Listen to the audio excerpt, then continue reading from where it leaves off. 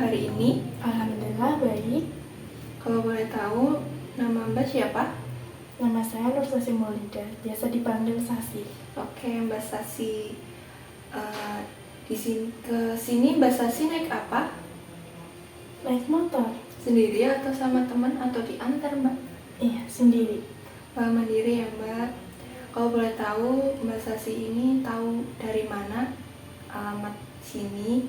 Kalau di sini tuh ada tempat konseling. Kebetulan dari teman saya. Oh, dari teman. Oke, sebelumnya Mbak Sasi pernah melakukan sesi konseling? Belum. Berarti ini pertama kali ya, Mbak? Betul. Oke. Sebelumnya saya izin memperkenalkan diri terlebih dahulu ya, Mbak. Perkenalkan, nama saya Putri Sriyadi, biasa dipanggil Putri. Di sini saya sebagai konselor yang bertugas pada pagi hari ini. Sebelumnya saya izin menjelaskan terkait konseling ya, Mbak. Di sini saya izin menjelaskan terkait konseling ya, Mbak. Nah, kegiatan konseling ini didasarkan pada asas-asas ya, Mbak. Dimana yang pertama itu ada asas kerahasiaan, yang mana nantinya setiap cerita yang Mbak ceritakan kepada saya tidak akan saya bocorkan kemanapun. Jadi di sini ada hak privasi, dimana Mbak Sasi tidak usah khawatir data atau informasi atau cerita Mbak Sasi yang diberikan kepada saya akan saya beberkan kemana-mana. Jadi Mbak Sasi nggak usah khawatir ya, Mbak. Yang kedua ada asas keterbukaan, yang mana Mbak Sasi secara terbuka menceritakan apa yang Mbak Sasi alami, apa yang Mbak Sasi rasakan kepada saya. Dan yang ketiga atau asas yang terakhir itu ada asas kesukarelaan, yang mana Mbak Sasi datang ke sini secara sukarela atau ada paksaan dari siapapun, Mbak? Saya datang ke sini sukarela karena kemauan saya sendiri. Ya, alhamdulillah, berarti sudah paham, Mbak, terkait asas-asas yang kami fokuskan di sini. Ya. Alhamdulillah. Baik, langsung saja ya, Mbak, masuk ke sesi konseling. Bolehkah Mbak Sasi cerita apa yang mendasari Mbak Sasi datang ke sini? Kebetulan saya datang ke sini ingin menceritakan masalah atau unek-unek yang saya miliki agar mungkin Mbak Putri bisa membantu saya atau memberikan saran maupun nasihat ataupun membimbing saya agar saya ini tidak terlalu fokus kepada pemikiran saya yang mungkin itu tidak terlalu penting seperti itu. Dan saya harap datangnya saya ke sini mungkin bisa meringankan pikiran saya agar tidak terlalu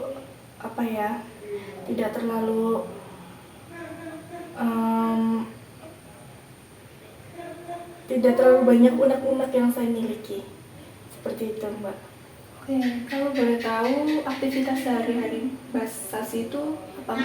Kalau untuk aktivitas sehari-hari sih seperti biasa, saya kuliah mungkin, dan kegiatan lainnya mungkin di luar kampus seperti kegiatan volunteer pada hari Minggu. Mungkin kegiatan saya untuk saat ini hanya itu. Oh, jadi Mbak Sasi ini seorang mahasiswi ya, Mbak? Ya, betul. Oke, kalau boleh tahu mahasiswi dari mana ya, Mbak? Dari Universitas Islam Negeri Kiai Haji Saifuddin Sudri Purwokerto.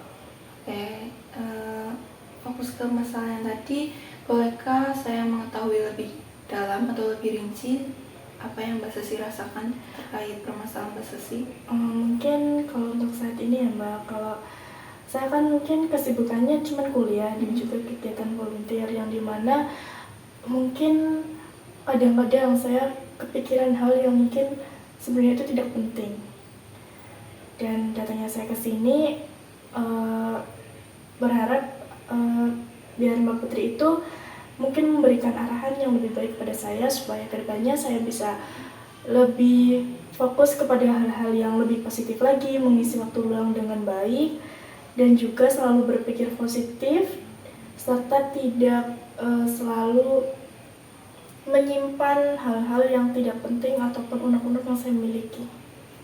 Terkait yang hal tidak penting itu seperti apa Mbak Sasi? Mungkin saya cenderung cemas terhadap situasi yang sebenarnya itu belum mungkin terjadi, akan tetapi saya uh, memikirkan terlebih dahulu. Kayak misalkan saya mengikuti kegiatan yang mana sebenarnya kegiatan yang akan saya ikuti itu belum saya lakukan, tetapi saya sudah cemas atau takut duluan. Aduh, nanti gimana nih ya kegiatannya? Padahal kan seharusnya mencoba terlebih dahulu, seperti itu. Berarti Mbak Sasi lebih ke overthinking ya Mbak? Ya. Itu sejak itu Mbak Sasi rasakan sudah lama atau baru-baru ini Mbak? Baru-baru ini. Kalau misal Mbak Sasi lagi ngerasain hal-hal kayak gitu, biasanya Mbak Sasi itu ngapain?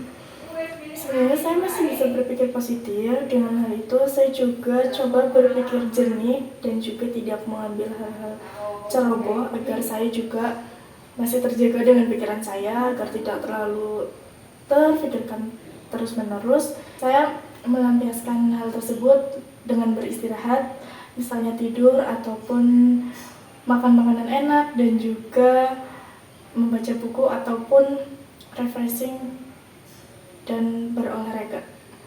Oke, kadang kalau Mbak Sasi lagi ngerasain kayak gitu, Mbak Sasi pernah nggak sih curhat ke orang lain atau ke keluarga Mbak Sasi sendiri kalau misal Mbak Sasi lagi ngerasain hal-hal yang kayak Mbak Sasi tadi bilang, kayak misal saya takut nih kalau mau ngelakuin hal sesuatu ini. Mbak Sasi pernah nggak minta pendapat sama orang tua atau pandangan orang lain terhadap aku harusnya gini loh gitu, pernah nggak Mbak? Kalau tersebut sih paling ceritanya ke orang tua ya, terutama ke mama ataupun mbak saya.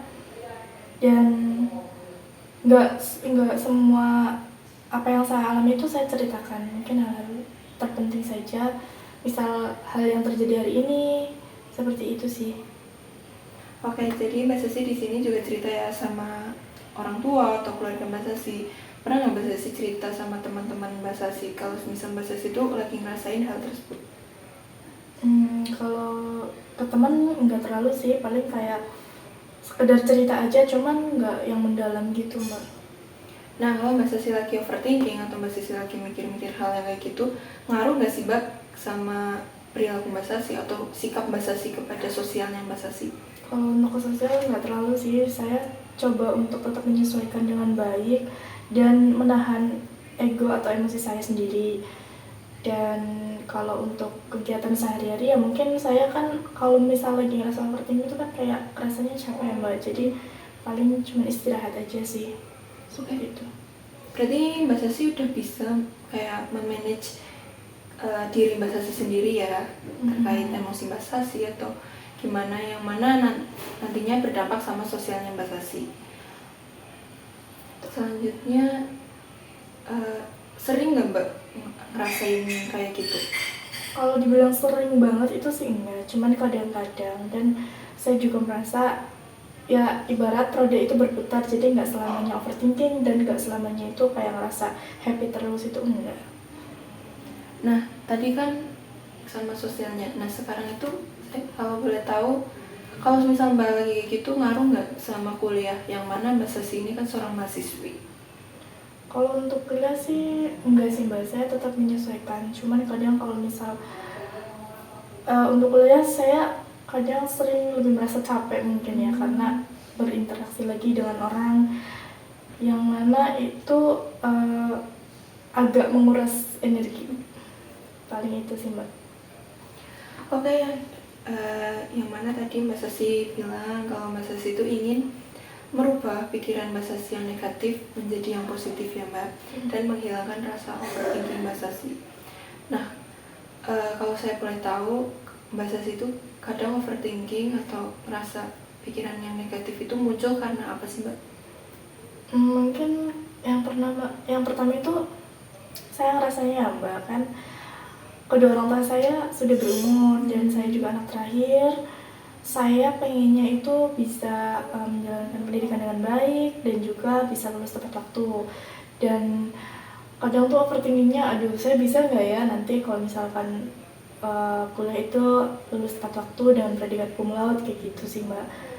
Terus juga kadang pengen ngebahagiain orang tua sebelum mereka mestinya lebih lanjut lagi usianya dari saat ini. Pengen bahagiain orang tua dan juga keluarga, terutama kakak-kakak saya sih, dan juga ibu dan bapak. Oke. Mungkin yang saya lihat, yang saya dengar, yang saya lihat dari cerita Mbak Sasi mencoba untuk kayak meyakini diri sendiri bahwasannya Mbak Sasi bisa kayak berikan afirmasi positif pada diri Mbak Sasi terlebih dahulu, kayak Mbak Sasi lagi ngaca atau kayak Mbak Sasi lagi main HP atau lagi menghadap kamera gitu. Mbak Sasi tuh bilang ke diri sendiri, aku tuh bisa, aku tuh mampu, aku tuh bisa loh kayak orang-orang, bisa loh buat ngebahagiain orang tua tuh aku mampu, aku intinya yang baik-baik lah buat diri Mbak Sasi. Itu pasti merubah cara pikir kita yang mana tadinya Mbak Sasi berpikiran aku nggak mampu, aku nggak ini, tapi lihat sisi positifnya. Kalau misal Mbak Sasi udah ngelewatin, pasti Mbak Sasi oh iya ya aku bisa ternyata. Nah jadi berikan afirmasi positif dulu pada diri Mbak Sasi, walaupun nantinya ya sambil ya Allah gitu yang ngelakuinnya, tapi nggak apa-apa Mbak Sasi kalau misal Mbak Sasi emang overthinking itu wajar, tapi jangan terlalu sering ya Mbak. Intinya Mbak Sasi sering-seringlah memberikan afirmasi positif kepada diri Mbak Sasi sendiri, walaupun Mbak Sasi mungkin kayak selalu merasa gitu, tapi lihatlah bahwa di samping Mbak Sasi itu kayak ada orang tua, ada keluarga Mbak Sasi, ada saudara-saudara Mbak Sasi, ada teman-teman Mbak Sasi yang mungkin selalu mensupport Mbak Sasi, ya kan Mbak? Iya betul. Iya, nah gitu. Jadi Mbak Sasi jangan takut sama kegagalan yang mungkin Mbak Sasi belum coba. Jadinya cobalah dulu, kalau misal gagal ya kita coba lagi yang kayak di snack ya Mbak. Ya gitu Mbak. Ya, berarti afirmasi positif itu kayak walaupun kita hanya bercermin di depan kaca, itu sangat berpengaruh ya ke pikiran kita. Iya, itu sangat berpengaruh Mbak. Apalagi kan kalau Mbak Sasi sadar, kalau Mbak Sasi tahu ya Mbak, pikiran itu menjadi salah satu faktor utama yang mempengaruhi cara perilaku kita, cara sikap kita itu dari pikiran ya Mbak. Apalagi dari hati kita. Kalau misal pikiran kita kayak, ih aku nggak bisa, ih aku ini, ih aku itu, pikiran-pikiran yang negatif selalu menghantui di otak kita, itu kayak nantinya bakal kita nggak punya rasa semangat nggak sih Mbak? Iya kan, itu kayak kita nantilah inilah, karena di pikiran kita ya itu yang tadi yang mana kita nggak bisa, nggak mampu, tapi pas semisal kita kayak berikan afirmasi positif kayak semangat Putri, kayak gitu, semangat Sasi pada diri sendiri atau gimana gitu kita memberikan semangat pada diri sendiri, terus kita berikan afirmasi positif, itu pasti bakal ngaruh banget sama perilaku kita, sama sikap kita, sama cara pandang kita gitu sih. Selama ini Mbak Sasi pernah kayak ngelakuin hal-hal tersebut? Kalau untuk menghibur diri sendiri sih palingan kayak sambil bercermin, sambil ngaca-ngaca kayak gitu, kayak nyanyi-nyanyi aja biar happy. Mungkin itu aja sih Mbak. Iya, nggak apa-apa Mbak Sasi, itu kayak kita ngelakuin hobi kita juga itu sama, jadinya kayak kita kayak menyibukkan diri aja kayak gitu Mbak. Mungkin ada yang mau ditanyain lagi Mbak? Mungkin Mbak Putri ada tambahan kayak gimana sih caranya biar saya itu lebih produktif ke kegiatan atau hal-hal yang lebih positif lagi selain ataupun di samping hari-hari kuliah. Sitsas, Kamu baca buku Mbak? Oh ya. Mungkin kalau boleh tahu Mbak Sasi memiliki hobi apa? Kalau bisa suka nyanyi walaupun suara saya jelek. Baca buku juga lumayan suka, walaupun nggak semua buku fiksi ataupun non fiksi itu suka, tapi baca buku lumayan suka. Terus mungkin itu, terus jajan, kalau misalnya lagi overthinking tuh bawaannya pengen jajan, makan makanannya enak. Oke, kalau lebih ke produktif ya Mbak tadi? Iya. Oke, berarti kalau semisal Mbak Sasi lagi senggang, Mbak Sasi lagi apa? Mbak Sasi itu bisa masukkan hobi-hobi Mbak Sasi kayak ngelakuin tadi apa? Membaca buku, terus kayak nyanyi, terus kayak kalau misal emang lagi overthinking, ya udah larikan ke jajan daripada kita larikan ke sedih atau ke apa, itu pasti akan berlarut-larut dalam kesedihan, jadinya kita nggak punya rasa semangat ya Mbak. Nah mending kita kayak keluar healing sebentar. Healing itu kan kayak penyembuhan ya Mbak, walaupun nggak healing jauh, cuman jajan batagor atau some yang deket-deket gitu Mbak, walaupun cuman kayak jalan-jalan Mbak Sasi keliling komplek, kalau nggak naik motor sambil cerita-cerita sendiri, sambil nyanyi-nyanyi sendiri, sambil kayak iya gitu ngomong-ngomong sendiri, itu bisa banget sih Mbak buat healing perasaan-perasaan kita yang emang lagi dilanda kayak overthinking, kebingungan, keputakan hari-hari kita gitu sih Mbak. Sudah. Siapa? Gimana Mbak Sasi setelah melakukan sesi konseling pada pagi hari ini?